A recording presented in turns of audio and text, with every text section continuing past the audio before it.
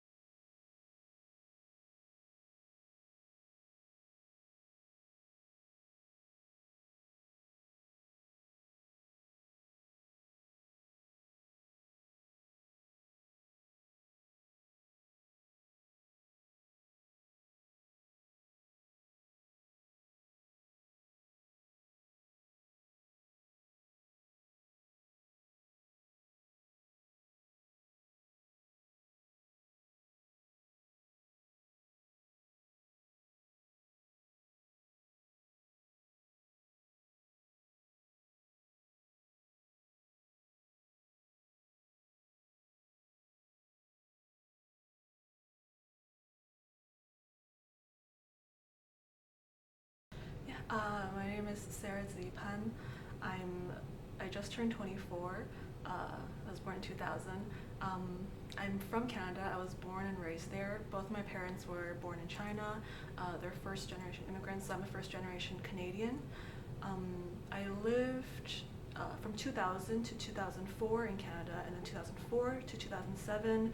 For 3 years, I lived in China, and then China, Beijing, and then I moved back to Canada, and I've mostly been there ever since until I graduated high school.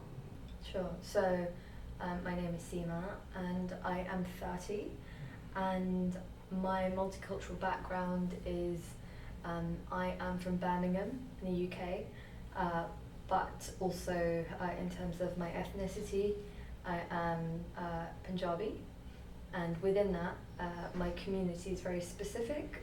So it's a community that is categorized by a caste system, and the name of that caste is Valmiki, which is the term I go by.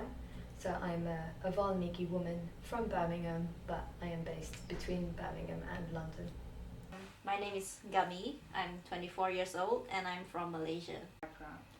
Yeah, okay, so basically Malaysia is a multicultural country. We have like three main ethnicities, which is the Malays, the Chinese, and the Indians. Yeah. Oh, that's nice. So you live all together, like these cultures are like always. Yeah, we are pretty assimilated together. Like everyone is living in a big community with there certainly is differences, but we have learned to live together And with those differences. do people all speak the same language or? Our national language is Malay, so everyone is required to learn it. But English is also a language that we all speak, I think. Yeah. My name is Hiromi Murai, and I was born in a town named like Ningbo in China, and then I grew up in Japan, Osaka. Is it Impo or Ningbo. Ni? Ningbo. Nimpo. Okay. Yeah, and then I moved to Japan with my family, and I grew up there. Like 24. You think 24? 25. 24. Yeah, 24 years old. Do you also have different measure to ages like they do? Yeah, I'm actually like 26 in China. Oh. So I was born in Ningbo, China, and my father and mother is both Chinese. So your parents are Chinese? Yeah, my parents Both, are both okay. Chinese.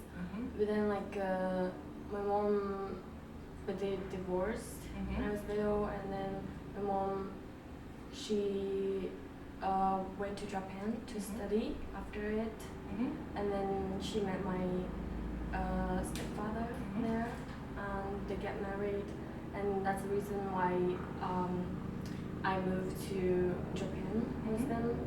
How old were you? I think I was in elementary school. I was like 8, 9, something like that. Yes. Okay. And then? And then I just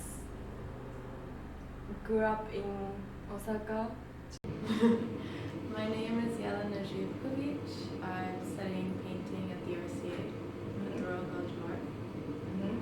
Tiny bit louder. Okay. Yeah. I'm 23 and I'm from Serbia, but I grew up in the UAE. I was born there, so kind of. I do call myself Serbian actually. So, in which country you went to most years of the school? It was all in the UAE. United Arab Emirates. Yeah. Right. So you had to, it's like in school, it was, you said international school, so you were all speaking English? Yeah. But you had to it was optional to learn Arabic or? No, it was compulsory. Oh. And it was actually, even though, so I went to Canadian school for the first 6 or 7 years, and then I went to a British international school after that, and in both of them they taught Islamic as well, and because I'm not Muslim, we just had like citizenship. I don't know. They just gave us like kind of a random. My name is Julia. Nice. So what do you study? I study Masters in Performance and Collaborative Piano at the Royal College of Music. That's great. How old are you and where are you from? I'm 28. I'm from Germany, but I lived 5 years in South Africa. That's Yeah. amazing. Tell us a few words about your multicultural background. Yeah, so my mom is South African, my dad is German. And yeah, so I mean, most of my life I lived in Germany. I was born in Belgium, but when I was 2, we moved to Hamburg in Germany because of my dad's work. He's a conductor, so he does travel a lot, and he got a fixed job at the opera and the orchestra in Hamburg, so we moved there. When I was 13, because my parents split up, we moved to South Africa to my mom's family. So I spent quite a few years there when I was a teenager, which is had a lot of influence on me as well, the language and the culture. Which years? When I was 13 to when I was 18. My name is KV Duong, and I'm part of the MA painting program at RCA with Dolores.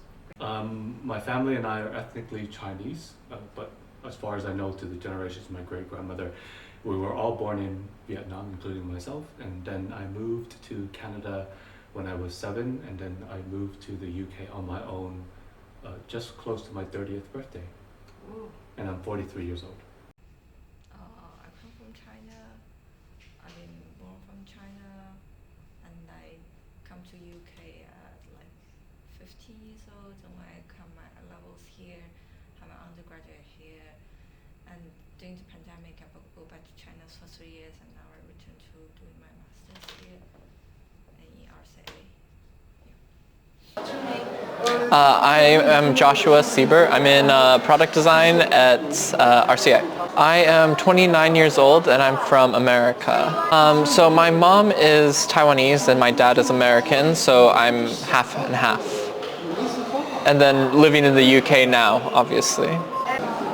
Yeah, so my name is Taro. I am 24 years old and I come from Thailand. So when I was 12, I moved to study high school in Singapore, and then I came to the UK to study my undergraduate and then a graduate diploma at the RCA, and now I'm studying an MA design product at the RCA. My name is Sofia Ribeiro. I'm from Brazil and I'm 22 years old. So I was actually born in Chile, but both my parents are Brazilian, and that's where I go every year, and that's where my entire family is from. And then I lived in Namibia and Egypt and the United States while growing up, so yeah. I'm 24 years now and I'm from Taiwan. Well, as I said, I come from Taiwan. It's quite a little island near to China, and it's very hot here, I would say, and people there is very kind, I would say. So my name is Christopher. I'm 27 years old and I'm from Vancouver, Canada. So I was born in Honduras, but my family's background is Chinese. My mom moved to Honduras and had me there, and then we moved to Canada when I was 2 years old. I'm currently 23 from Beijing, China. Well,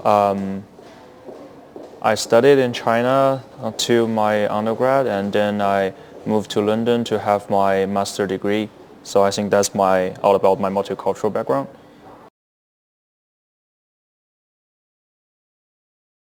Like make you happy, make you feel sad or scared? I think isolation maybe is one thing, because all of my very close friends, they're all back home in Canada. My family, they're in China, some of them are still in Canada, so I think I'm the only person that was in my immediate circle of my immediate support system that moved to this continent. I moved all alone, I didn't have anyone with me, so obviously when I first moved there was a lot of homesickness. Being away from my cat is number one. But there was a time because I first moved to London when I was 18, so many years ago now, there was a time I didn't have my cats, for example, but in general, just being away from loved ones, being away from my specific community, because I guess some people might think it's quite small in the UK, and quite specific to Birmingham, which is where I'm from. I miss the feeling of belonging in terms of my specific community. I also miss places that kind of help me to feel a sense of belonging, so my temple. Here that you study?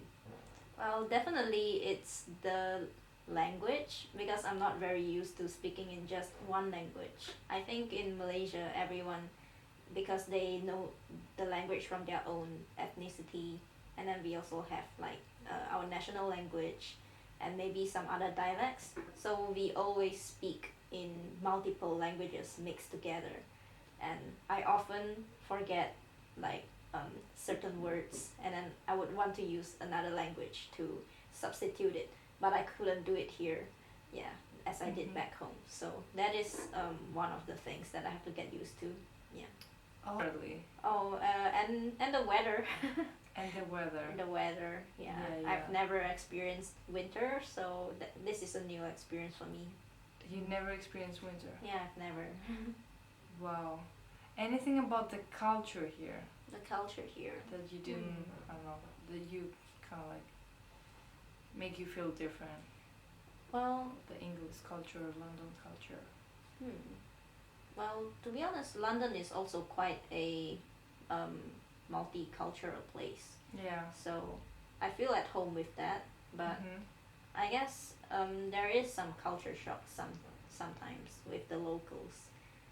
Like an example. Well, apart from the language barrier, I would say that the people here are more friendly than I expected. Like walking on the roads, they would probably like say hi and then engage in small conversations with you, and some of them would also go out of their way to help you and stuff like that. But of course, there are also a lot of weird people that just come up at you and bother you for no reason. Yeah, so Yes. yeah, that was weird. I think the cost of living here is pretty high. So that is the factor that is making me not wanting to stay here. Well, maybe it could be the Can I say weather? Yeah, the weather. Okay, it was the weather. So like things like that. It could be both like physical work and like mental work things. Just To get used to not really, because I think nowadays people just live in the same like everywhere. yeah, you know like there's like McDonald's. Yeah. You know what I'm trying to say? Like it's not that different. Like people wearing like same kind of clothes, like fashion brand. They're like all like Zara, like H&M. So globalization. Yeah, all over the place. So and you can get like any food here in London. Difficulties. Yeah. So what were the things? I think accommodation here is crazy. Crazy. You know, like yeah, especially like for me, I had like a problem with landlord, like between the landlord and the agent. Like they were not very nice. They were being difficult. So that was difficult for me. No, it's just like I feel like if we're like two people, okay, fine, I can try to like communicate. Yeah. But then like if it's more than like 2 or 3 people, it's like in discussion, and and if like local student they speak like very fast, I just like kind of don't know, like I have to try to understand what they're saying, and I have to try to speak English, so it's difficult. Yeah. I think so. I went to uni in Cornwall, and it was like a village. It's a really small town, and it is a university town, so there were a few international students, but most of the people I was friends with were from the UK, so it was a massive culture shock in the beginning. Like I was just like terrified. I had to open my first bank account, here, and like and make friends, and everyone's kind of like, why are you here? Because everyone else is from other places in the UK, but you've come like a really long way. And the main reason I went was because like one of my family friends went there and was telling me about it, and I don't know how she studied in London first and then went there, and she was just saying it's like so beautiful, the beaches are fantastic, and I don't know, I think I used to swim. Wait, are we talking about UK? Yeah, it's beautiful. It's like a microclimate, so it's different than, I don't know, Brighton Beach. It's very beautiful. And I used to go swimming like all year round, eventually, when I finally had the guts to do it. But yeah, I think, honestly, like, integrating with English people, because there was clearly, I don't know, it's noticeable here at the RCA, but there's groups of people from the same countries, and like sometimes I think people find it hard to mix. They don't want to. Yeah. There was definitely a group of like the international students at Falmouth, and then all the English people, and then the European people as well. And I think the European international students would mix more with the English people, but not necessarily the ones from like all the other countries. If that makes any sense. Yeah. We just wouldn't, like, we were always like, I think I just had big culture shock. Like I just didn't understand the UK and like British culture. Because the rest of my flatmates were English, and they like the cooking, the washing up. When they wash up, they don't rinse the dishes. That really bothered me. What do you mean they don't rinse the dishes? It's like a normal thing when you're like you fill up a bowl or like the sink with washing up liquid and hot water. Is this how they wash the dishes here? Yeah, and you just fill up a sink, or you have like a big tub, and then you let them, like you scrub them, and then you just take it out of the water and put it to dry. And I would see my flatmates do that, and it was like, I just can't. I don't know. I just can't do it. Like I always rinse it, even if it's a tiny bit. Like I have to rinse it, and it's like a whole thing. Like I've gotten into so many arguments with English people about it because you waste water obviously when you rinse them. And it was a big shock because obviously it's such a big city. It's unlike any other city, to be honest. In the UK, I mean, I don't know. I haven't been up north. But compared to Bristol, like Bristol's walkable, really. I mean, I used to get the bus all the time, but it was still like in Falmouth. I never got the bus. I think I got it once the entire 3 years.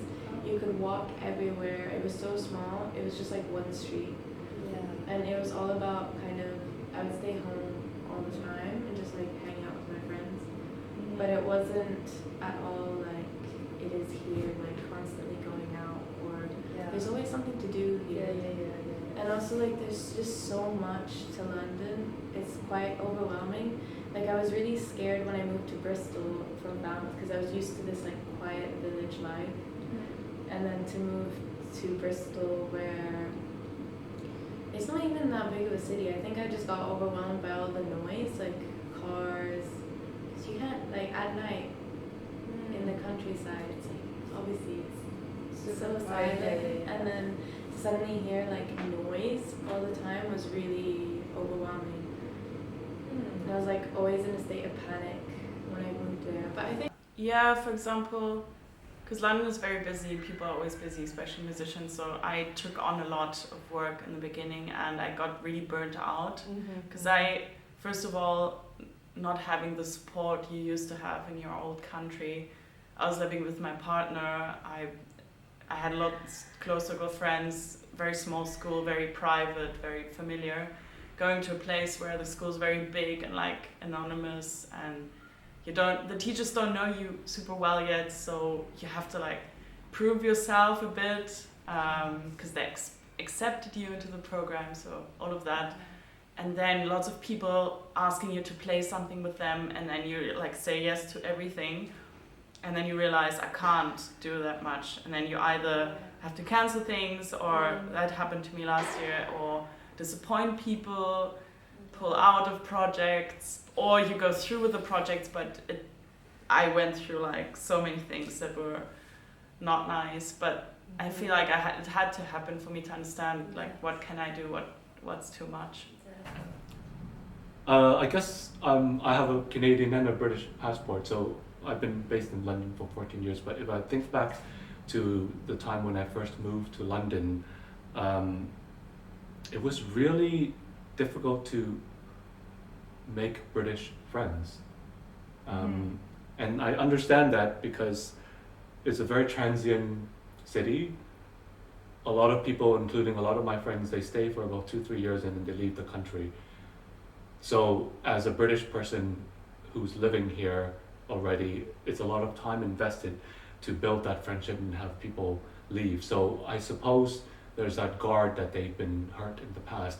But when I moved here, it took forever to get to know your colleagues as well. And I just built a friendship group of expats. And then eventually after 4 or 5 years, you stop caring and then you make British friends. So it comes full circle.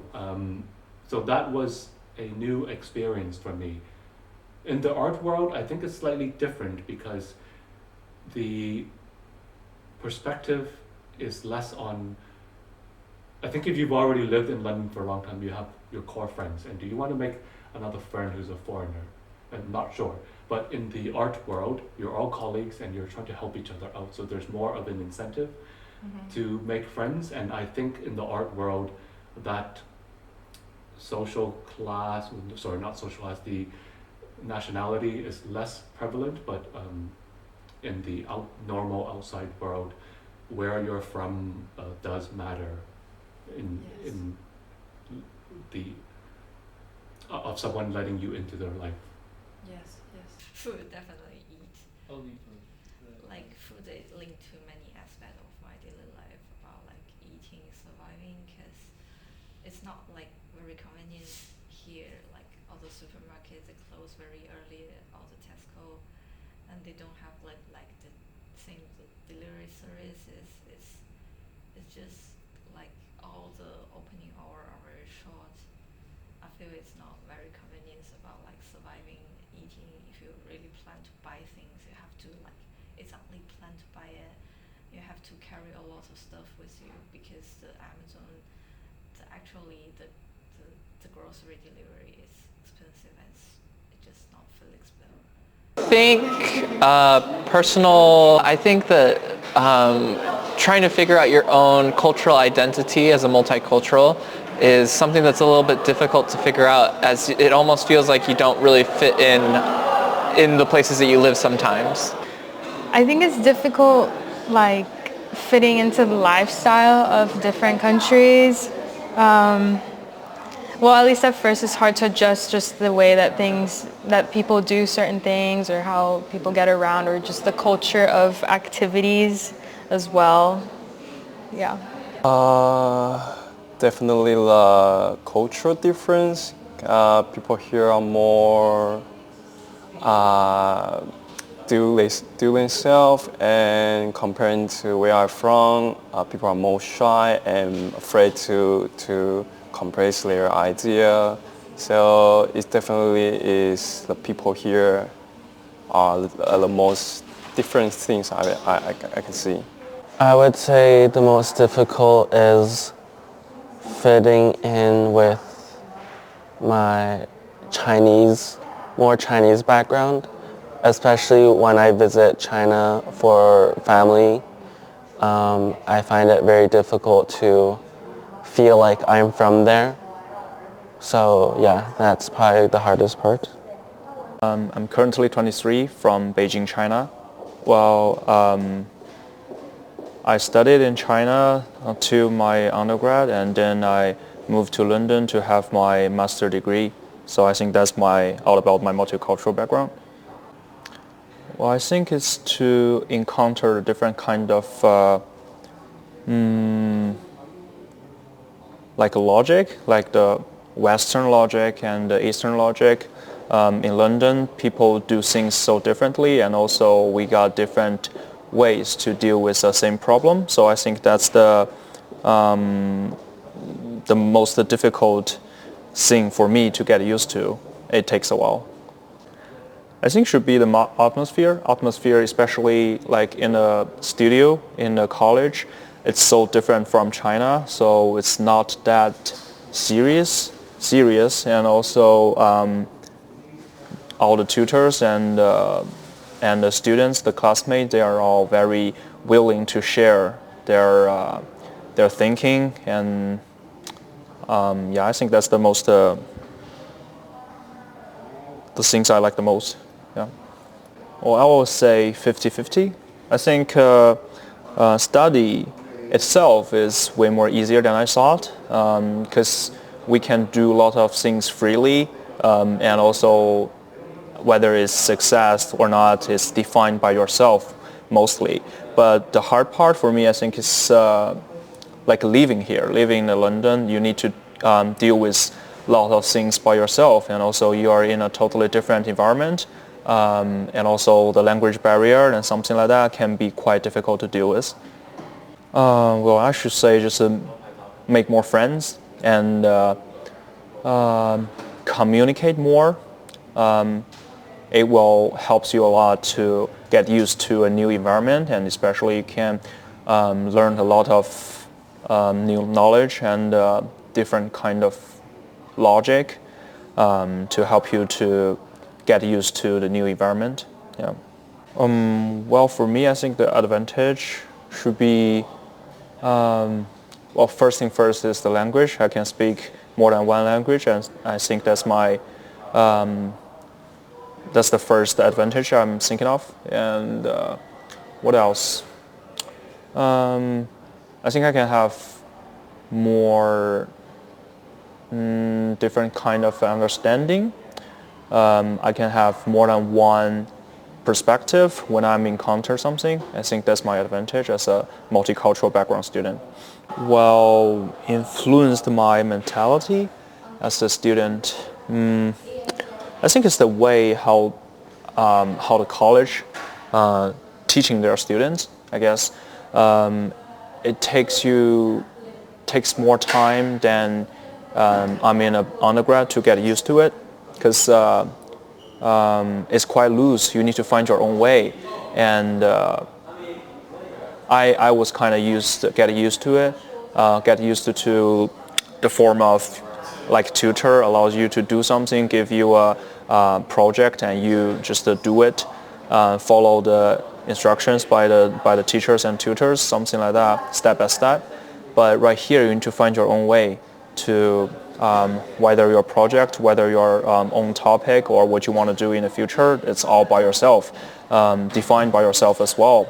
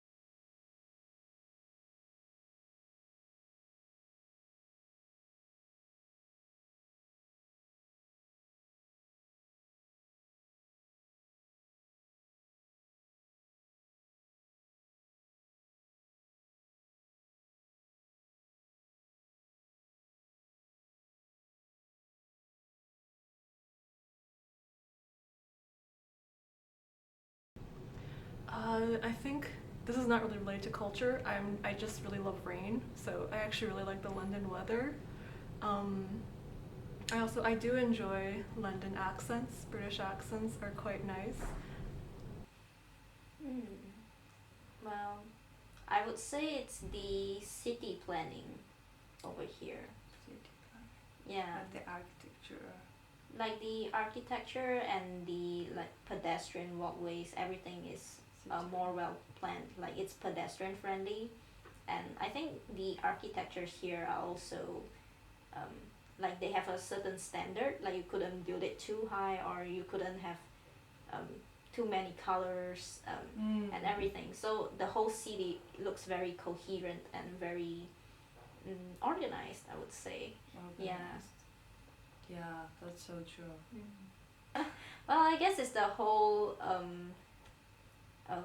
what do you call it? It's the whole living tempo over here. Like you have you have more work-life balance, and it's not too rushed, I would say. Like if you were in probably Singapore or Hong Kong, you would feel like everyone is walking faster and everyone's rushing for something. Faster than here. Yeah, I think so. Even the elevators, the escalators are super fast. Like Really? sometimes I'm a little bit scared to step on it because it's like going so fast. Yeah. Even though London is still a big and busy city, but I would say it's not as rushed as some of the Asian countries. Yeah. Oh, that's interesting. Wow. Things that you liked when you were. Things I liked. Yeah.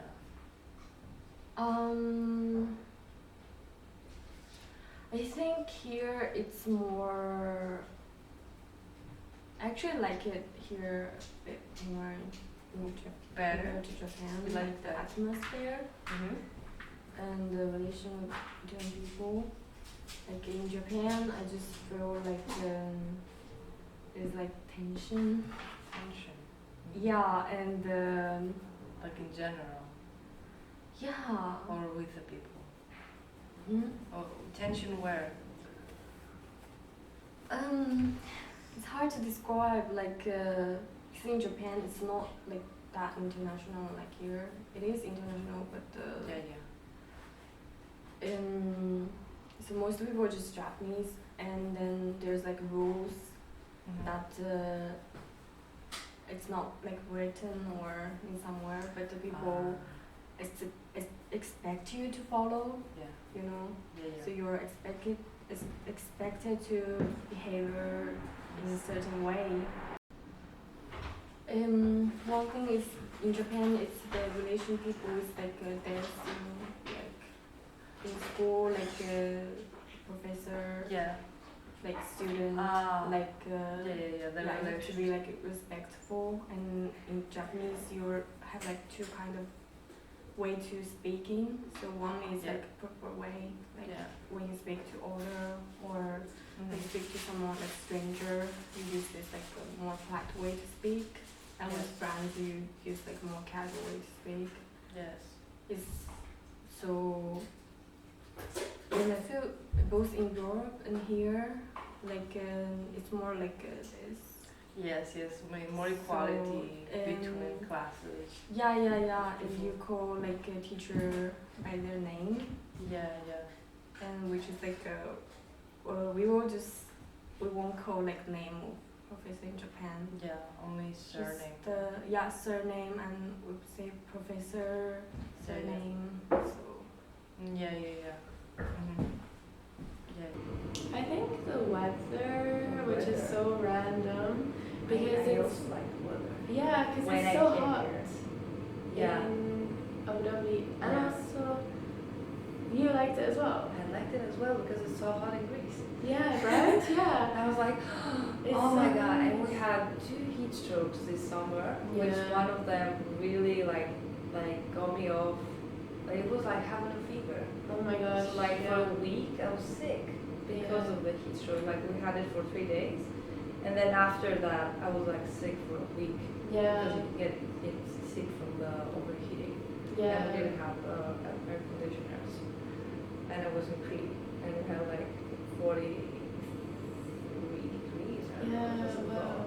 That's so much for Greece. 'Cause It's crazy. it's normal for Abu Dhabi. Like honestly, I hate it there because it's like dusty and hot all the time. And I like the sunshine, and I do like the heat sometimes, but it's just humid and disgusting. And I have eczema and like allergies when I go there, and so it's just nice to not experience that here. My favorite thing is like spring and summer here. And I like autumn as well. It's actually my absolute favorite. Oh yeah, so true. And there's something special, even though winter is like depressing, there is something special about looking forward to the spring. But in the UAE, because it's close to the equator, it's like the same pretty much all year. And the summer is not an enjoyable time. But here it is. So there's so much, honestly. And I hope that I will stay in the UK for a long time.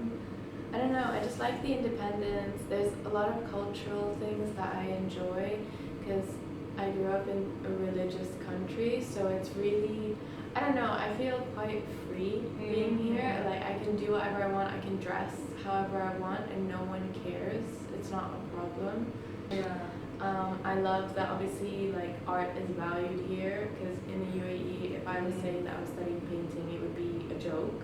Exactly. Same as Greece. So it's like it's literally a joke, and everyone always asks you like, okay, but like what do you actually do? Like the music. And I think traveling is healthy it's good for mental health. I think because you get out of your bubble that sometimes gets very like close, and everything surrounds. It's like all about this tiny little world, and then you realize it's so much bigger than that. The world is so much bigger than your own worries and your school and your peers, and like all of that falls away. So in a way, some people say traveling is also running away from something or like your problems, but I think it's actually just a healthy thing to do. It brings you much more to the present moment. I think so. I think, okay, so for example here I feel really at home in London because lots of people here are from international background, and also here where we live, Queen Alexandra's House, I feel many people come from international schools or, wealthy families, and then, they went to school in like Hong Kong or whatever, some of them, not all of them. And so I feel like that kind of environment, I feel really at home in.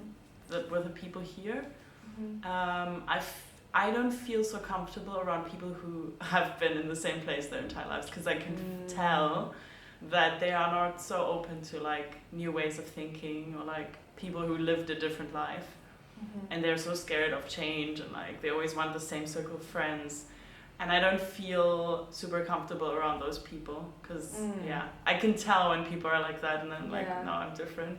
And then in Germany, I didn't, it was kind of, it gives you a feeling of feeling, I don't know what the word is, but the opposite of familiar. Like you feel very like a stranger to everyone because they're all like so used to that country and the language, and they've been there their entire lives, especially in Germany. Lots of people are just, I was studying in south of Germany, and people there, they never leave. They never leave. Because like the sunniest part of Germany, and people are nice there, but like they never leave this, and I always wanted to leave. But like those kind of people, they're really nice people, but there's something very like, they're not really open-minded, so I feel like a stranger around those people, and it's not nice to feel like a stranger all the time. I totally understand, yes. So London is a great place for me because, and I'm clearly much happier here than I was in Germany, which is scary, but it makes sense because I think in your teenager years, lots of things happen. You become the person you then are for the rest of your life, or like you form your personality, and then since I went to international school, and London is very international, I feel very much at home here. I think just because my life has been a bit wild and crazy with moving around, new things all the time, London gives you the sense of that, but just in one city, like without having to travel so much. And I hear that from people who travel, or like I have one friend who has London as his base, but he travels like most of the year. And I always ask, is this your city of choice? Like if you could choose again, he always says yes, because the city gives you this feeling of always something new happening, exciting. It has something to offer. It's very busy, very wild. So it is actually the perfect city, I think, for people who come from a background like that, because you find everything, it's always crazy and busy, and there's this energy in the air, I think. So always when I go back to Germany, I get really bored easily and a bit depressed, because it's very quiet and calm, a bit too calm for me. So I think it's the perfect city for international people, because I mean it's still not super far away from Europe. Yeah. So I mean it's kind of a safe city, I would say. It's not too crazy, but it has the perfect amount of craziness to make you feel at home. Oh, it's the melting pot of food, culture, but most importantly is geography. You're just so close to everything. You're close to continental Europe. You're close to Renaissance art, coffee culture, cathedrals, cobblestone, just the romanticism of very new cities in North America. I like I just been to the concert yesterday. It's nice. Lots of events, concerts that only happening in London, and also exhibitions.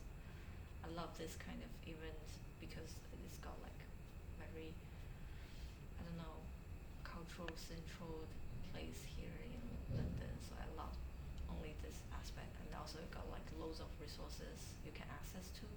I think London is one of the most multicultural cities that I've lived in, where everyone can just kind of be themselves and bring their own culture with them. So it's really nice to walk on the street and hear Russian, and then the next is you hear Italian, and then you hear Mandarin Chinese, and it's like a nice blend of so much in this area.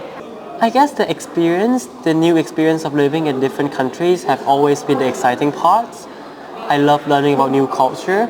So being here have allowed me to learn about the London culture, and that's been very exciting. In London in particular, I really like the red buses and the trains, just because I was living in Houston, Texas before I moved here, and there was not like public transportation. So I think it's really fun. I think it's really nice that they have that here. I would say the weather, because as I said, Taiwan is quite hot in all seasons, and like for here, the summer, you can feel the sunshine, but at the same time, it is not quite hot, and the weather is pretty nice, and the time in the daylight is quite long for me. Like London,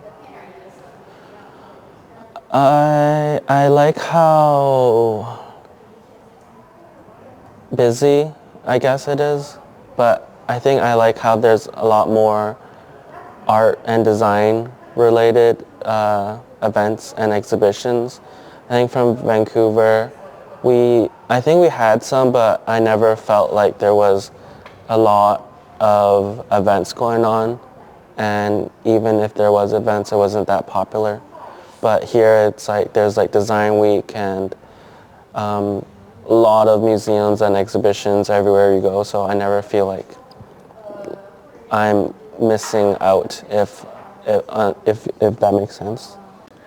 I think should be the atmosphere. Atmosphere, especially like in a studio in a college, it's so different from China. So it's not that serious, and also all the tutors and the students, the classmates, they are all very willing to share their thinking, and I think that's the most the things I like the most. Yeah. I think this is like a double-edged sword because the education system in London, or at least the secondary and the higher education system, is very different to the American and the Canadian one that I'm used to, because like the universities that I've gone to in Chicago and in Toronto, the scheduling usually goes like a 9 to 5, and maybe 4 days a week you'll have classes like that. So I'm not very used to having so much free time in a week and having to take so much initiative with how I manage my own time and making sure that I'm getting the work I need to do done on time. So yeah, there's a lot of free time, but also at the same time it's a good exercise for my time management and initiative skills. Well, since I studied my undergrad in Taiwan, I'm quite accustomed to be away from home and studying abroad, but it does get a bit lonely sometimes, especially during the festivals, when you see all your friends, they're celebrating with families, but you're alone and working late nights and missing out on all of the family time and the friends time. So I would say that is the hard part. That's the hard part, yes. I would say that it is both easier and harder. It is easier because, as we mentioned earlier, they respect our free time. They wouldn't encroach anything. Like if it is study break, then it's study break. They won't like suddenly add any assignments or any other assessments. So that part I like a lot, especially since like in Imperial we have the Wednesday afternoon off. And I think that is really nice. So I don't think that my timetable is too crowded, but the hard part is they also expect you to do a lot of self-learning because they cram a lot of material in each class, and so I do have to spend a lot of time to digest every information that they try to squeeze inside the lectures. Being a student here in London. I don't know. I'm not sure it's harder or easier because I feel sometimes I feel like it's hard, sometimes it's easy. So you kind of feel both. Yeah. So there's like a balance between hard stuff and easy stuff. Yeah, I think there's like hard side where you cannot see your family for a long time, and you don't have you can see your friends for a long time, your home friends. And easy side is like I said, I just feel like chilled here.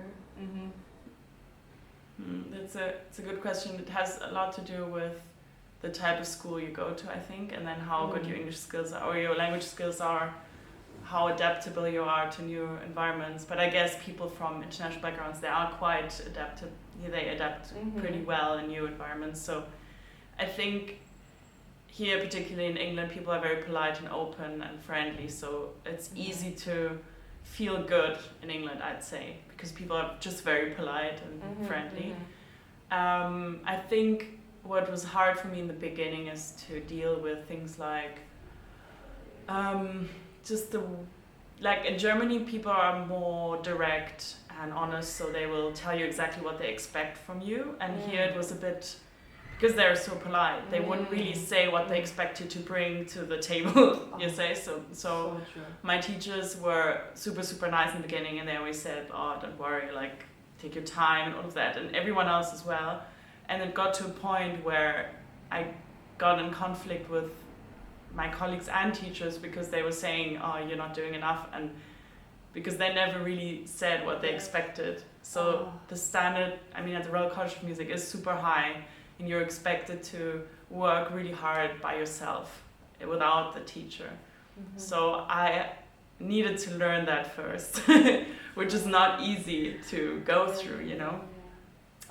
So that was hard to get used to that kind of, that environment of, oh, we're the top music school in the world and we expect a lot and you won't get much help, you just do everything yourself.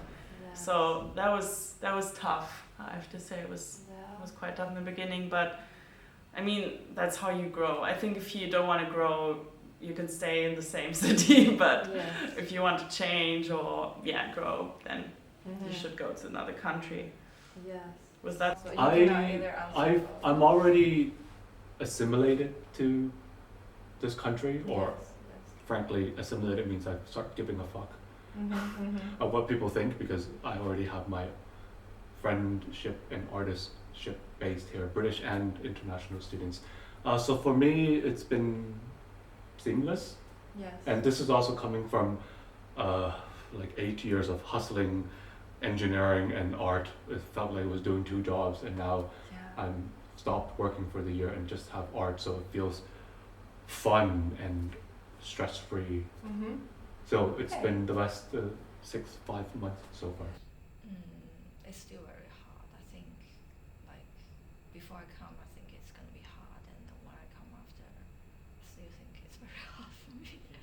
It's difficult to, like, alter yourself in this kind of cultural background, and because we're like different race, not white people, so I think it's like it's just not getting used to it.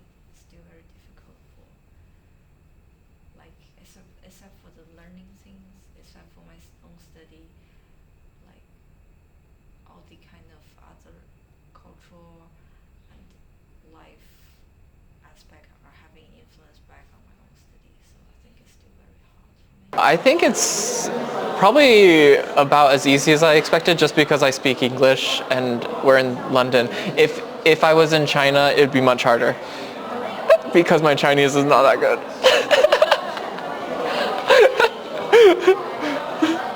I think there's both elements that are easier and elements that are harder than I expected. The easier bits are getting along with the people, getting along with the culture, and getting along with the curriculums. I think those were easier than I expected, but the harder part would be moving to a different country. Like, it's very difficult, like getting into the culture of the way we do things here, housing, public transportation, and all those stuff. I think those were harder to me. But friends and curriculums and school was easier than expected. I think it can be both. I think it's hard to like adjust to being by yourself, but it's also easy when you find people who are in the same like situation as you, and you guys can connect together. To be honest, it's easier than I first imagined, because originally I thought the language barrier will be a pretty huge problem for me, because I'm not very confident of my English ability when I have to conversation with people. But I would say the friends here do really help, and tutors are also very willing to slow down their speed and very willing to take care of us, to let me know what's going on. So I would say it's easier than I originally thought. Because it's not in my hometown, and there are new things every day that I experience that I won't be able to if I were to just study at my hometown. And I get to meet a lot more new people, and it's almost like a fresh start, and I feel like I could do anything I want. Well, I will say 50-50. I think study itself is way more easier than I thought, because we can do a lot of things freely, and also whether it's success or not is defined by yourself mostly. But the hard part for me, I think, is like living here, living in London. You need to deal with a lot of things by yourself, and also you are in a totally different environment, and also the language barrier and something like that can be quite difficult to deal with.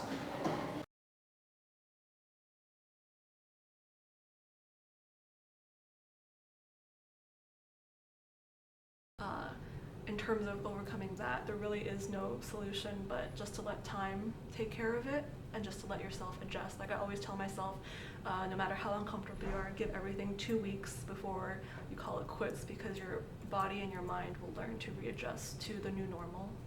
Yeah. Oh God, I think this is a continuous effort. I think just thinking about the fact that I think procrastination is hard to deal with, and there's not really like a one-size-fits-all solution for this. But I think being more future-minded and considering that, you know, I'm gonna have to get this done one way or another, and I'd rather have time to fully flesh out my vision rather than having to rush everything and not being happy with the outcome. So I think almost coming from a place of I want to make myself proud makes it so that I'm more motivated to get my work done on time and be self-sufficient in that manner.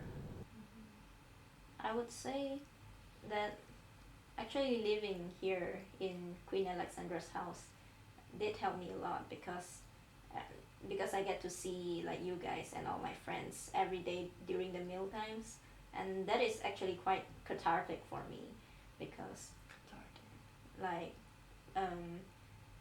Relaxing, or I guess like it's a relief, like every day that you see your friends and then you talk about each other's day, and then you feel like it's also quite, and I feel like it's a distressing process. Yeah, like after you talked it out with your friends and they also understand because everyone is more or less in the same kind of situation, like studying abroad here and facing similar stressful things. Yeah, so I think that really helped me a lot. Yes.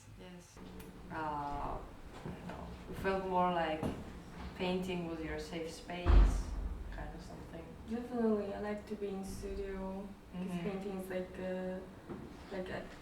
one thing I have been doing for like many years. So I just feel like familiar with it. So it makes me feel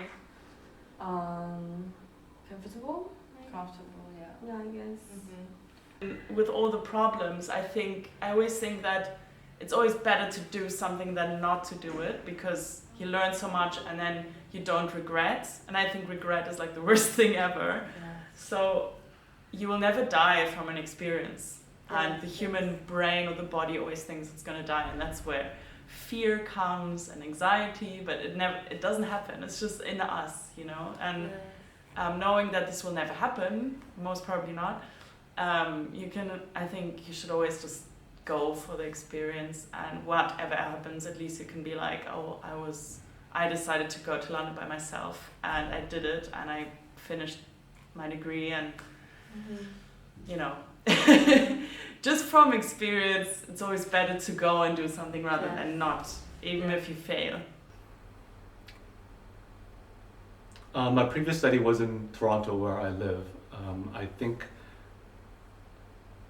maybe I should answer that question. When I first moved to London, I knew one person. And the way for me to build a community was to join sports, and particularly gay sports, because that was my tribe. But just like any person here, you can join community groups, like the RCA has all these community groups to feel welcome, or even your local area where you live, there might be community centers and stuff. So that was my way of finding ground.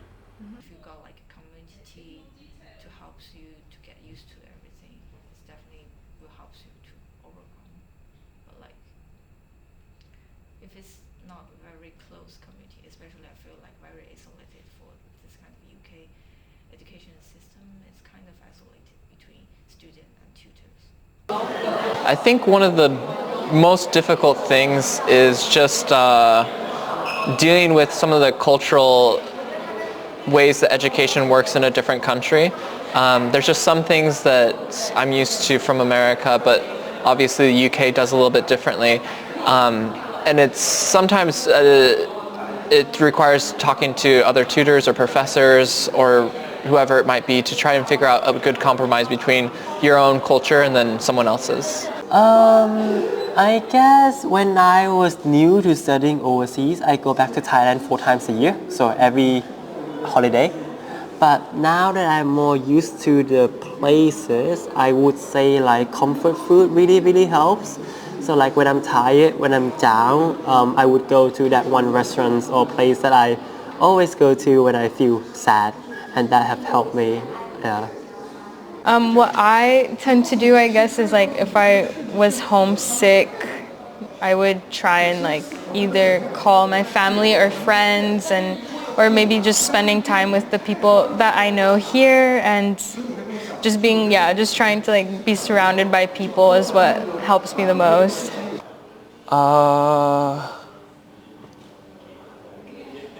Technology definitely helps, but I will say the most helpful things will be the friends I make here, because whenever I don't understand what the tutor is saying or not for sure what is going on in the course, I always can ask my friends, the classmates. So I will say this kind of connection with my friend, the people here, is definitely the most useful things.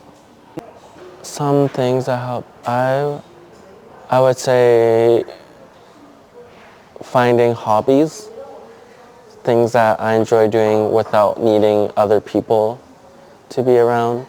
Just because if you're an international student, you're not always with either family or friends. So it helps me a lot when I have my own hobbies that I could just keep myself occupied and be happy even though I don't have anyone beside me. Well, I should say just make more friends and communicate more. It will help you a lot to get used to a new environment, and especially you can learn a lot of new knowledge and different kind of logic to help you to get used to the new environment. Yeah.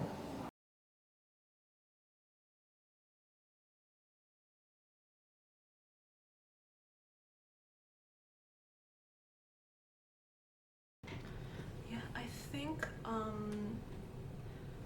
honestly I have the advantage of London being an English-speaking country. So in terms of language, there not being much of a barrier definitely helps. But honestly, I think I'm really used to, like before I also lived in Chicago, so I'm really used to cities that are North American, if you know what I mean. Like I remember when I first moved to London, a store that I missed a lot was Target, oddly enough. Other than that, I think, you know, also being in Canada, when I was a first generation immigrant, there were definitely issues with not feeling a sense of belonging in either a Canadian or a Chinese community. And I think once I moved to London, it's that same issue where you don't fully belong in either community. But because modern day there's so much diaspora with different immigration and different cultures blending together, especially Canada, we like to call it a cultural melting pot. You get exposed to a lot of different types of people with all different types of walks of life. So I think, you know, I definitely have a lot of exposure, and it's not so hard to find a community that is like me and have life experiences like me. I wouldn't say advantage. I don't think that's the right word for it. I think, I mean, English-wise, I'm a native English speaker, so that's an advantage. Like I have experience with academic writing. I wrote essays all throughout high school and university, so I have practice in that, which I think is the only advantage I can think of. But in terms of experience, I think everybody has their own, I guess, arsenal of personal skills that they bring. Like I definitely can't compare to a lot of other people in other areas. Language is definitely an advantage because my class has a lot of China students, and I could use Chinese to communicate with them, and also because of the multicultural background in Malaysia, like um, our exam paper would have the Malay language and the English language as well. So I'm quite accustomed to learning materials in different languages. So when I was studying in Taiwan or when I was studying in like in London right now, I can get used to the studying materials quite quickly. Like I could understand the jargon used in the textbooks, like Jargon. like the professional words, like the Yeah. scientific words or that is used in the textbooks and everything. I could get used to them quite quickly. But for example, like my Chinese classmates, because they have only ever learned everything in Chinese, so they probably understand what they probably already know of what they're learning here, but they couldn't connect it because it's their first time seeing that word in English. Yeah. So I understand. Yes. Okay. I think sometimes just because I grew up around like hearing a lot of languages around me, so I don't feel that stressed if I don't understand something. I don't know, and I find it easy to kind of to learn. I'm not fluent in other languages, but I find it easy to like learn a few words or phrases in other people's languages. Better general understanding over how language works. Yeah, and I think also like I'm not afraid of being like kind of an outsider because I don't know. To being here, it's like it's kind of understood because I'm like a foreign person. Yeah. I'm always gonna be like different, and I'm comfortable with that now. Yeah, definitely, because I mean I also do feel like I miss my family sometimes and stuff, but no matter where I go, I think I could feel at home anywhere in the world, and I would be able to adapt. And I think someone once said, like, the most successful people aren't the ones that have done the most things or most clever people, it's more the people that are most adaptable to new environments and stuff. So I think that being able to adapt quickly, that's such a important like character trait to have, you know. It's probably the most important in life, because things will always change, and if you like hold on to the old, and like that's just fear and not going out there and being brave. It's like when you I just think it's a very good thing to be able to adapt well to new circumstances and people. That's definitely an advantage. And then also the languages and social skills and emotional intelligence and all of that. I think those people have that more of that, because we understood early in life that there is not just one culture and one type of food and one type of people, because we have a big world. And I've always thought that I don't think it makes sense to be alive when you haven't seen most of the world. Like, it's really a pity you have to stay in one place for the rest of your life. I think so, because when you're put into difficult situations during your life of having to adjust, either culturally or part of the LGBT community, you're always navigating to fit in. And when you do that, you have a broader perspective of what it is to be a person, to view things from different cultures, different perspectives. So you are less biased, I think, when you're confronted with a problem or just in a situation. So having a broader exposure to people and life helps, versus someone who may not have been exposed to that or curious. Of course, if you were just lived in this country and you have been curious and learned, then you can get that experience as well. So I think it's just the approach to life and art. I feel like I have a wider understanding of different views. Not just, especially you have like these Asian faces, you always can pretend you are just tourists. When something's happening, I just become transparent somehow, or I really have to face some harsh situation. It's just transparent. So I feel right to not to speak somehow, because they're left in some situation they forced to have you with this, but I can pretend that I don't want to do that. So yeah, it got like some kind of transparency. I'm using my transparency, but like I don't think it's good as well. But I'm trying to be like have a little bit realize, like people to realize the existence of me, but like I still get away from it. But I think this is the most advantage, because you could become like outsiders. It gives you rights of being outsiders if you really don't want to get involved with something. I definitely think it is a benefit, especially with design. You just think about things a little bit differently just based off of your lived experiences. And so you're able to come up with different connections or generate new ideas that other people might not think of just because they come from a different background. I guess language will always be an advantage.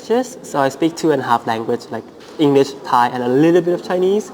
And I think that helps me get along with people from my same background overseas better. So I bond with Thai people in the UK better than Thai people in Thailand, in a sense. That was interesting when I first found out.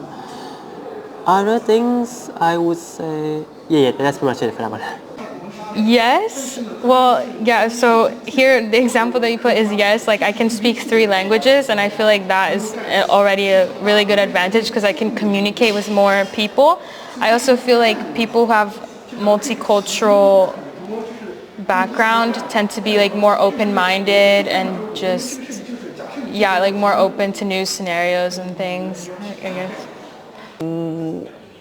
Maybe because language, I think, because here I can speak 2 languages, and a lot of students here are also saying the same language as me, so I can easily to connect to a lot of people here. So I would say this is kind of advantage for me, for my personal advantage. But despite this, I will say pretty much the same, because everyone have their own culture, their knowledge, their experiences. So I won't say I have other advantage at this moment. I wouldn't say advantage, because if someone's local, they know the area a lot more than me, and they know the culture here a lot more than me. So I think it evens out in terms of me having different places and been different places and have different background. I know a bit about a lot of places, but I guess besides my hometown, but there's not a lot I know about London, for example, coming here. So I don't necessarily think I have advantage over anyone. Yeah, I think it's pretty balanced. Well, for me, I think the advantage should be, well, first thing first is the language. I can speak more than 1 language, and I think that's the first advantage I'm thinking of. And what else? I think I can have more different kind of understanding. I can have more than 1 perspective when I'm encounter something. I think that's my advantage as a multicultural background student.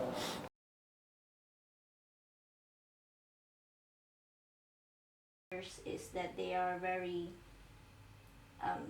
outspoken about their curiosity. Like they're not afraid to ask questions, and they are not afraid to take on opportunities when they see one. Yeah, I think coming from an Asian country, we're still quite reserved, and yeah, and when I came here, I realized that there's so many things that you can learn and you can do if you just go for it. So I'm trying to like adopt that in my usual life. Like whenever I see something I want to do, I just go for it. Yeah, I think that really helped a lot. Yeah, helped me grow a lot as a person. Yeah, instead of like worrying too much, like, oh, what Yeah. Oh, I think it changed a lot because in Japan I prefer to stay at home. Here I would like willing to go outside. I prefer to being outside. So Yeah, that that's sounds very good. different. Weather? The weather. Yeah. It influenced your mentality. Definitely, like last month is like so it's really it was like bad. Yeah, like it gets dark like at 2 p.m. Like 3-4 p.m. It's like dark. Yeah, I mean And it's like always like rainy. Yeah, in the winter time it was very much. Like makes you feel like don't want to do anything, just want to go home. But being like far away from our like culture, like culture of our like where we're born, like it's being away from it. It's like actually make us to like see it more clearly. Yes. I think there's so many things. I think since moving to the UK, I'm like more polite.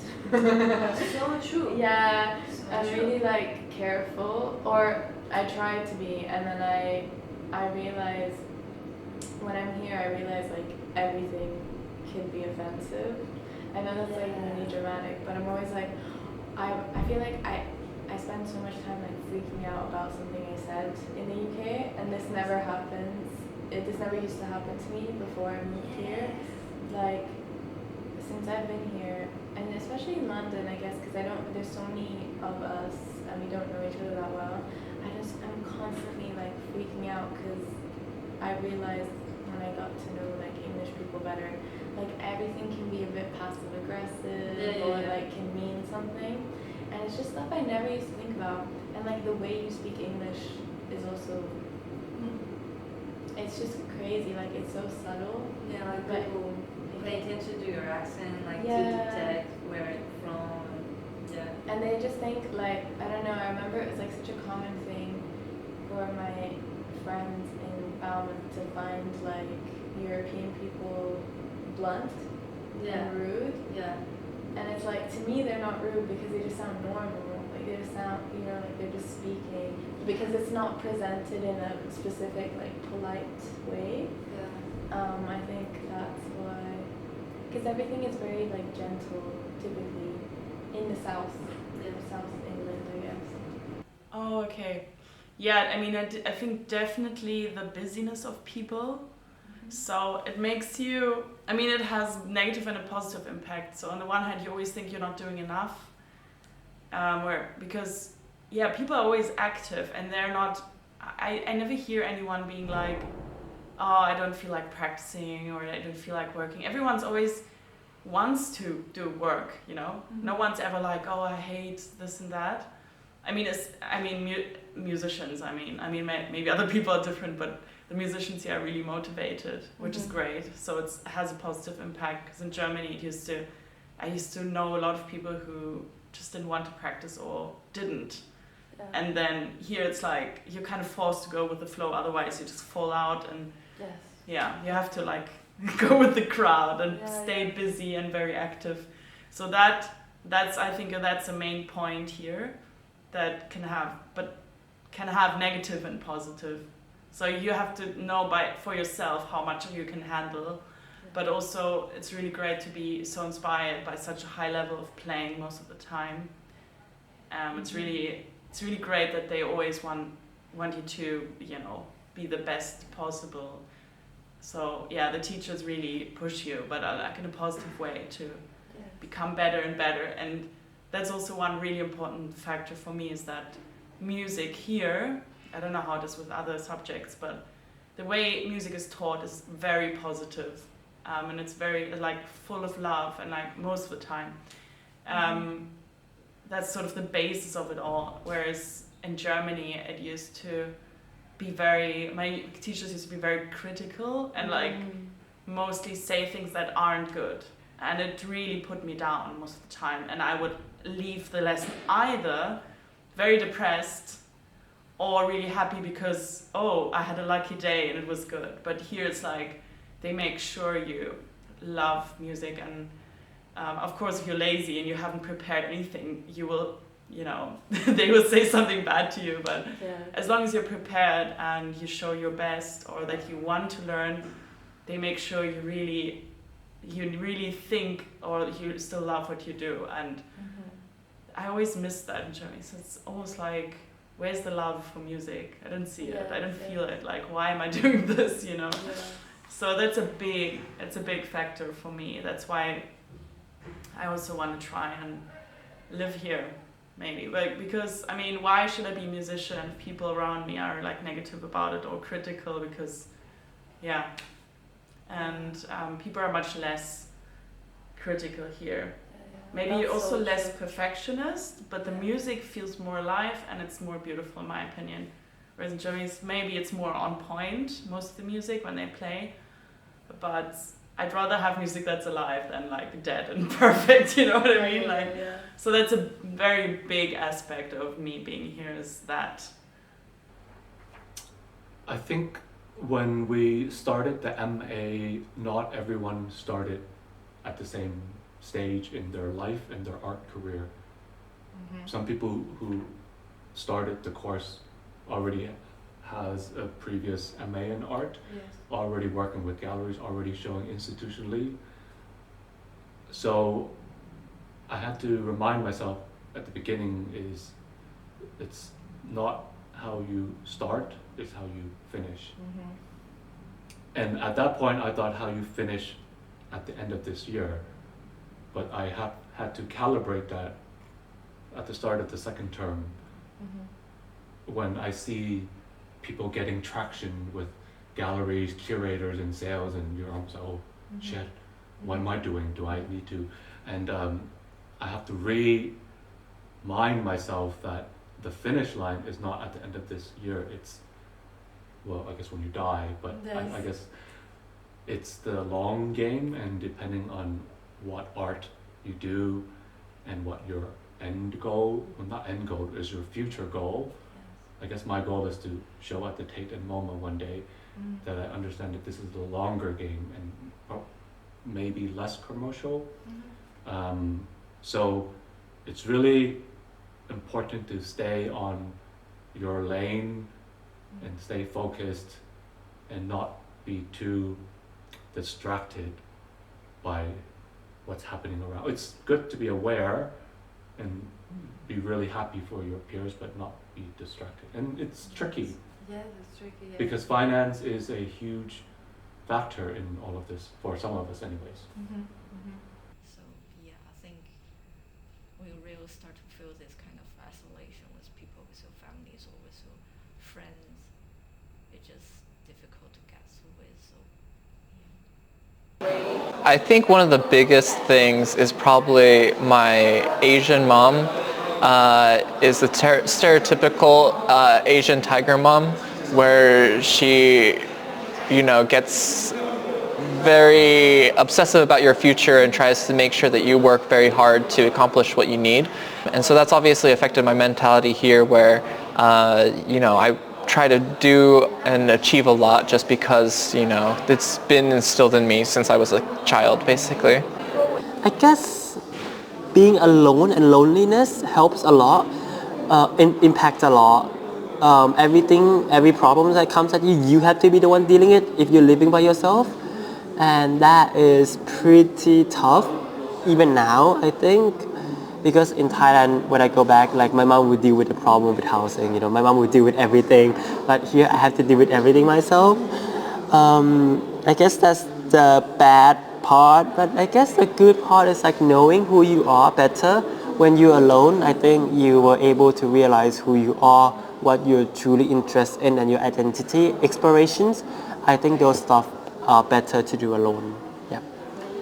I think here I was just excited for the school and the master's program, so I think like that helped me like mentally, like even when I was sad, I was just happy to have the opportunity to be here. Yeah, then language barrier might be one pretty hard thing for me because I will feel a little bit hard time to really have a deep connection with the native speaker or the people who's not from my country. Because I realize, to be honest, it's really easier to have a deep connect with the people who's come from your own country, but it's a little hard to get in deep connection with people although you really want to know them, but the language barrier, the cultural difference is kind of the things that stop for me and give me some hesitation to really have a chance or have an experience to really have a deep conversation with them. So I would say it's kind of that my mentally a little bit frustrated, I would say. Yeah. Weather. I think the weather is affecting. I mean, I'm getting used to it, like the cloudy. I don't even notice the cloudy days anymore. But at first, it was kind of demotivating to see the sun like once every 2 weeks. But I got used to it, so it's not as bad now.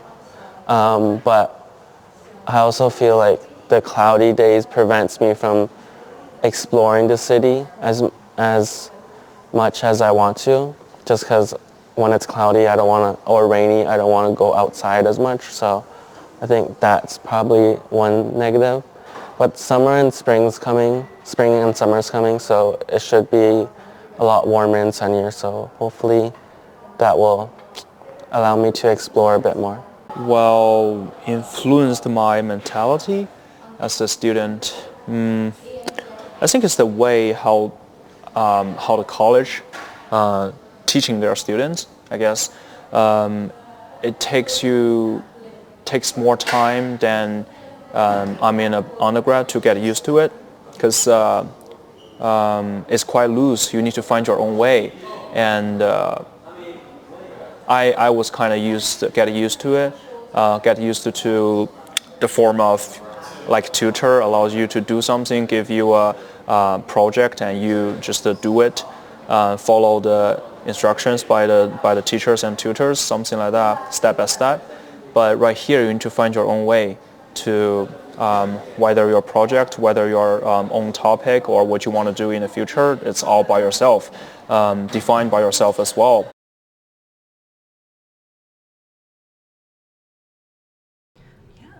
I think what I said before, with no matter how homesick you are, it happens. Just to give yourself time and let yourself work through your feelings. It's okay to be sad. Call your family a lot or call your friends a lot, and then after a few weeks, I think you'll naturally find yourself adjusting to the London lifestyle more and more. And then secondly is probably buy an umbrella, and a good one as well, because there's a lot of wind with the rain as well. So if you have like a bad umbrella, it'll just flip up. So definitely invest in a good umbrella. Yeah, I would say that London is really bigger than anything I could have imagined, and there is so much interesting things happening every day. I feel like it is a waste to stay indoors, like even for a day. So my advice would be just go out whenever you have the chance. Just walk in the city or do anything that you like. Just don't waste any time, especially because I'm a master student, so there's only 1 year. So I try to do something new every day, and Yes. I think that also helps with the homesickness, I would say. Like if you have something occupying you all the time, then It's difficult because I want some advice. I You don't want know some like advice. what advice to give out. Yeah. But It could be at least one thing you could tell the teacher. I think maybe eat vitamin D. Eat vitamin D. Yeah, take vitamin D. That's something. Yeah. I think it's just to listen a lot. Like I think, especially when I first moved and I was having a hard time, I was just like really thinking about like what to say and how to kind of like present myself to people I didn't know that well. And I think now it's just like kind of like slow down and listen. I listen more to people and kind of get what they're like.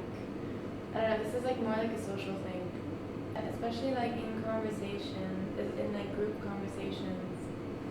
I don't know. It's just like you learn a lot by just like not speaking sometimes. And I know that sounds like really weird and antisocial, but like there are times where I'm just like totally observing and just like learning about people that way instead of like thinking about the next thing to say. Yeah, because I do that a lot. No. I think also this is like kind of random, but watching, like finding out if someone's struggling with like being friends with English people, because I think it's quite easy to make friends with other international students or international multicultural people, but when it's like English people or the country you're in, I think like finding out what people watch and listen to. I started watching Peep Show, and I don't know, I was just watching like a lot of series with my friends, my English friends, and I kind of understood like, oh, this is why they say things like this. It's like, oh, it's like a cultural thing, it's not like them. I don't know. That was nice. But it's also like you're like really studying like a culture in a way. It's so interesting.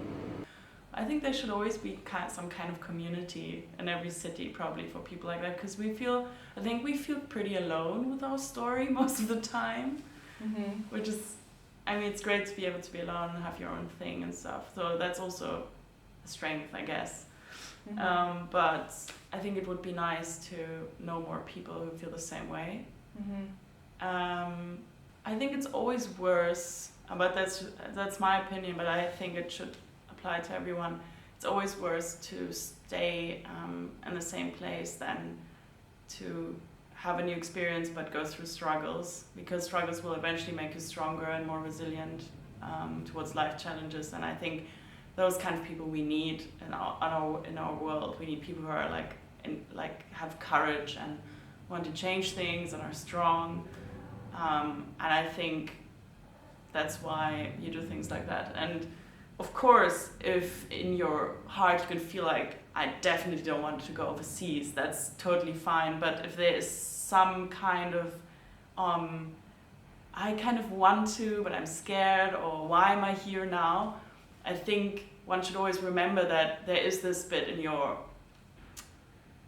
body saying, or like your soul telling you, I want this, and then you should go after it. And whatever happens then, you can deal with it then. But if the will is there and you're like interested in going overseas and you go and then struggles might arise, that I wouldn't make it such a big thing, because the most important thing is that you did it and you went, you had the courage. So that's already like really admirable, and it's amazing that we get this opportunity as well. Many people don't get the opportunity, so being such an amazing city, studying one of the best places in the world is really, really, one should be grateful for it. And always also, if you struggle, like talk to other international students, never like hold it inside. And there are always people who will understand and support you, and never forget that that it's really it takes a lot of courage to change country and move, and always be proud of that you did it. I think never forget that it took a lot of courage, and that's great. Have a understanding of who you are and your core values and what it really means to be KV or Dolores.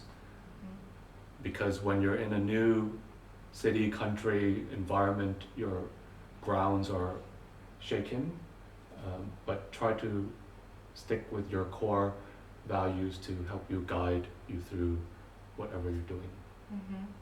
I think one of the biggest things with studying abroad and just traveling abroad or living abroad is trying to find the community here that you can bond with. Sometimes it's just difficult to find people that you can connect with, but there's at big cities like this, there's someone for everyone. And so once you find that community, then you can be your true self and just let the culture and the city itself like inspire you and shape you as well. I will say be more confident and jump out your comfort zone, because these two things are also what I really want still have to working on. But I would say it definitely will change your living style, and I think it will definitely help you to gain more confidence and good stuff here, I would say. I would say learn to be comfortable and happy being alone. I know it sounds kind of like weird and loner kind of feeling, but because when you're international students, it's hard to get around like local students, and it's hard to go meet people besides from school. So if you could learn to be happy doing things that you enjoy, it'll translate into your relationships with the people you do meet when it comes to that point. So yeah, I think just find hobbies, make sure you're happy doing happy things, because London is so sad sometimes with the weather. So yeah, that's my yeah.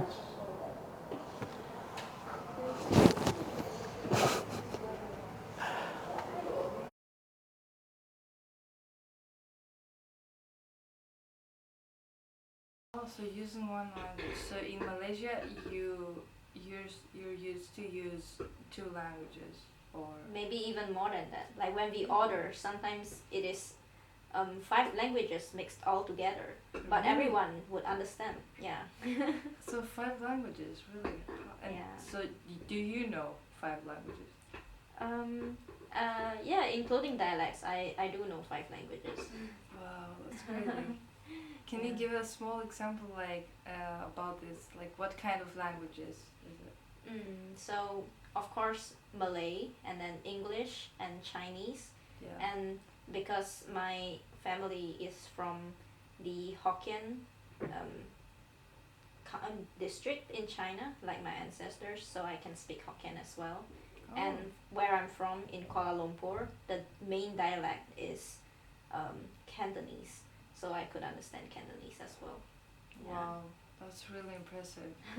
What's more impressive is my grandfather, because I think he is like the epitome of like the Malaysian, because he speaks every Malaysian language. Like, apart from the 5 that I've already mentioned, he also speaks Tamil, yeah, which is the Indian language, and he speaks Japanese as well, because he grew up in the Japanese occupational era, yeah, and I guess a few more dialects that I don't even Yeah. I don't even know, yeah. But you do look a little bit the Japanese too. Really? I can see a little like some characteristics. My French probably. Yeah, the hair. Yeah. Okay, so Malaysian is it's not like a standard one language. It's like a versions. From no, you tell me. I'm trying to understand, because you said it's like 5. Yeah. Different, but it's like all Malaysian dialects. Well, it really matters who you encounter with. If you encounter a Malay, then probably it would be more of a Malay and English mixed. When we speak, it's more like Malay and English mixed together. And if you speak to probably a Chinese person in Malaysia, like me, then it would be probably English and some Chinese dialects all mixed together. Yeah, something like that. So there's no like clean. It's like all the languages you have is like mixed. Yeah, something like that. And is that even the case with the writing? Oh, in writing, I guess not in formal writing, but online, it's definitely also a hodgepodge of all languages mixed together. Yeah. Wow. Is Malaysian like looks like Chinese, or like, because I know Chinese characters are very different from others? Oh, if it's the Malay language, then we use the same alphabets as English. Yeah. Ah, so you use like English and Chinese characters in the text. Yeah, and the Tamil people would use like their own. I mean, the Tamil language would use their own characters. Well, that Yeah. sounds really complicated. It is. Even I myself don't really understand everything. I mean, when I go to different places in Malaysia and they use different dialects, sometimes I also need to take some time to adjust to it. Yeah. Wow, that's crazy. One time when you're free, I want you to show me like Of examples. course. I'd love to. Okay, very interesting. Like in my school, they would prohibit you from working too late because they would want you to have a healthy lifestyle, like a healthy balance in your life. But in Taiwan, where I studied my undergrad, my seniors would often work until late at night, until midnight, even like sleeping in the labs just to get work done. So it was quite a culture shock to me. Like people respect your free time here. Yeah, that was a shock for me too. The working hours, yeah, everything closes much earlier than in my country too. Yeah, that's really impressive. Sometimes, as a person that likes to go shopping late, I don't like that because I want to be able to shop until 11 in the night. But then I understand, yeah, people respect resting hours much more here. Yeah, And that's true. I think Like on Sundays, I often want to do my groceries, and then I realize that they are closed around like 5 p.m. And I was like, oh no. Yeah, exactly. Yeah. I forgot about that. It's something to get used to. Like, I don't like it, but at the same time, I respect it a lot. It's like a mixed feelings, really. That's true. You don't want to work late, but yeah, that's the thing. I wanted more convenience for myself, like maybe extra other people working on. That is true. Not the same people working the whole table, like more people, more service. But I guess, you cannot have everything in life. Okay, next question. Tell us about this, like, how was your experience moving from China to Japan? I remember in the beginning it's very different. The environment was very different, and living with my grandparents in Japan, in China, I was before I moved to Japan. So for example, they don't shower every day. In Japan? Yeah, with my grandparents. So that was in China or Japan? They In don't shower. China. They don't shower. Every day. Yeah. Because it's really cold in winter. Yeah. Yeah. So that sort of difference, daily life. Yeah. So, and I didn't speak Japanese, so I just start from the Japanese character. Yeah. And I couldn't memorize it. It was difficult, and I was very mad at myself, and I was crying to try to remember the character. So and you were going hard on yourself, for not. No, I don't know, but I was very little. I think I was just frustrated, mad. Yeah, makes sense, obviously, at 8. But you were not so old yet to have that much of a hard time, because still, when you're a child at 8, Yeah. much more potential to learn a new language than when you have. Yeah, exactly. I remember it was like difficult in the beginning, but then I just learned fast. Like Yeah. because I was little, so. How long did it take? I think 2 years. Okay, to Yeah. fully. Yeah, just like my mother, just like speaking mother language. Yeah, yeah, yeah. Yeah. Now, which language do you most like think with? Like, which is your brain language? Brain language. Or you It depends. When I speak in Japanese, I just think in Japanese. Like Chinese, I just think in Chinese. Yeah. But when you are alone for like a long time, like if you are a weekend like alone somewhere. It's actually maybe half and half. Yeah, makes sense. Because yeah. they both like their mother language to me. Yes, yes. So yeah. That could be a case, of course. So you like in your mind you speak Serbian? When I'm there, I speak Serbian, and then when I'm here, I speak English in my head. Oh, yeah. That's interesting. Can I catch myself doing that too? Like since being here for this long time, I literally wake up thinking in English, and I'm like, wow, this is getting weird. Do you find that you lose the language when you go back? Just tiny bit, not really, because I'm talking with friends and family. I don't know. Do you talk like often? Not really. I only speak with my family in Serbian, and we do talk like maybe once a day, but it's just through text, and then we'll call once a week or something. It depends on what's happening. If I'm going through like a crisis, then we'll call more. And do you feel like you're like struggling to speak your mother tongue? Yeah, it's so bizarre when I go back to Serbia, because I grew up in Abu Dhabi, but the rest of my family is in Serbia. So I would go every summer and stay with my grandparents when I was a kid, and we just kept doing that every year, which I'm quite lucky to have done. So I could speak the language perfectly and everything, and I thought in Serbian.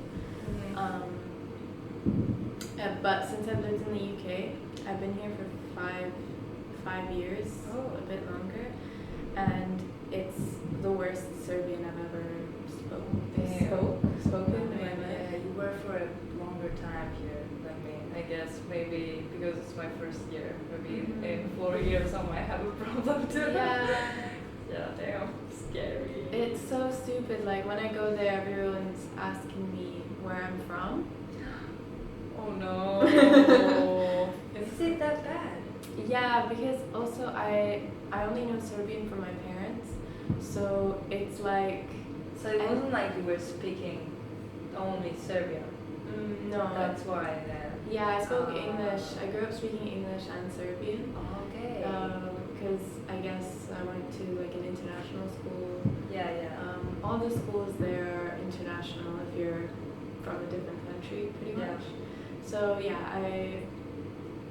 so ridiculous. Yeah, so I would speak Serbian. There was a big community there, so we had like Serbian family friends. So I'd speak with other people, and it was quite good. And then the older I got, and the less I hung out with the Serbian people, and more like the more English I spoke, I guess it just got worse and worse. But I've always had like kind of an accent, and I've never been grammatically trained, if that makes sense. Like I only know it from hearing it. And I used to read Serbian books. Now I just like can't be bothered. Yeah. Damn. So how many Sorry. languages you speak? Do you English and Serbian? Yeah, I did learn Arabic for 13 years, and I don't. So you were speak it. using Arabic for 13 years. It was just we had classes, and then. So what that was in school? We had to learn Arabic. So is Subjects. any member of the family like why did you went to the how do you say that the shortcut I forget UAE. UAE Yeah. UAE. Okay, okay. Just like 3 letters. Yeah. I have to like picture it in my mind. Because I never heard it like that in shortcut. That's why I was confused at first. Okay. So is it anyone from your family Arabic? No. And my dad went there in the late 90s, like I think 98. He moved there because someone from his uni, I guess, was starting like a engineering company there, and I think they started working together, or I can't remember if they were all working for the same company. One guy has his own company, and that's why there's like so many of us there, because like they all started moving. And there was like a big economic crisis in Serbia, because there was also bombings, like so my dad first moved there, and then my mom and him got married. They were already in a relationship, and then they moved together. And I think they thought they were gonna stay there for a short amount of time, and it just ended up being like. So they liked it, the place. I think so. I mean, I don't know how much they like it. I think it's just because the pay is better than what they would get in Serbia. Mostly for work then. It's only for work. So is it easy to, like, I don't know, how much do they speak English, like, generally there? It's all English. Really? Yeah, everyone knows English. Okay, so it was easy then. Yeah, it was fine, because the country was really trying to make it like for expats. They wanted people to come and work there as much as possible. So yeah, everyone speaks English, but there are some people that will refuse to speak English. Like if you go to like, I don't know, more like villages. Yeah, of course. Areas, yeah. not central. Or if you go to like, if you need to do something like get some papers, like any government stuff, like, I don't know, I went because I was trying to sort out something with my visa there, because I'm not a citizen of the UAE, I'm only a resident. Yeah. And now I'm not even a resident, my parents still live there, and I visit them on a tourist visa. So, okay. Yeah. So council. Yeah, but it's like I will never be a national. Experience the culture though. Yeah. Yeah, like a lot of my friends are Arab and Muslim, and from various countries, because I think like, yeah, a lot of my friends are from random countries. But you don't know how to speak Arab, or like, do you understand maybe? I do understand some things. Yeah. It's quite bad. I think there's like a conspiracy theory that they taught us. I don't know if I should be saying this. I'm gonna cut it out, don't worry, I'm gonna edit all of this. Yeah, it's fine. There was just a theory, like, because all of the Serbian kids that finished before me, none of them can speak Arabic, and they've been learning it for 13 years, and we're like convinced that the way they teach us in school is like not a way that you can remember it or use it, because what they teach us is like formal Arabic, and no one uses it. You know, like none of your friends would speak it with you. So that's why. Makes sense though. Yeah. Okay, makes sense, and that's in school. That's a thing that happens not only in language, but like on other things too, like math. Yeah. Like general knowledge things. Like I remember like being taught like so many things, and like at the end of the day, I don't feel like I learned something. Yeah. Although I remember being in teachings, I cannot use the knowledge because it's like it's not in the proper way. Like, yeah. That's interesting. Yeah. Okay. Very interesting. So you felt like this had like a significant impact on you. Like I guess you went from Germany to Africa. It could be like a really different place to be. Yeah. So what did it feel like going to such a different environment? I think what was the differences, like something that was like the most like the highlights of like going to such a different environment, like how you felt like pretty much everything. I think I was lucky because I was when I was 13, I was ready to leave Germany. I left at a really good time. I had really close friends, but I felt like, because I knew my family in South Africa and they're all amazing people, and just before we moved, we visited them and we all fell in love with the country. So when I left, I was like, I'm ready to leave. I was a bit sad to leave my friends, but I was really looking forward to going to South Africa. It's beautiful, the people are so nice, and I really wanted to go. And when I got there, everything was just, wow. It was just like entering a dream, I think. And ever since then, I do feel like whenever I stay in a place for a long time, I feel very unsettled. Like I want to go to a new place. So that's what it does to me. Like other people, they love to just stay in one place, but it's not for me. Like I always want to have something that's coming, like either for concert or whatever, have this plan that in the next few weeks something exciting is happening.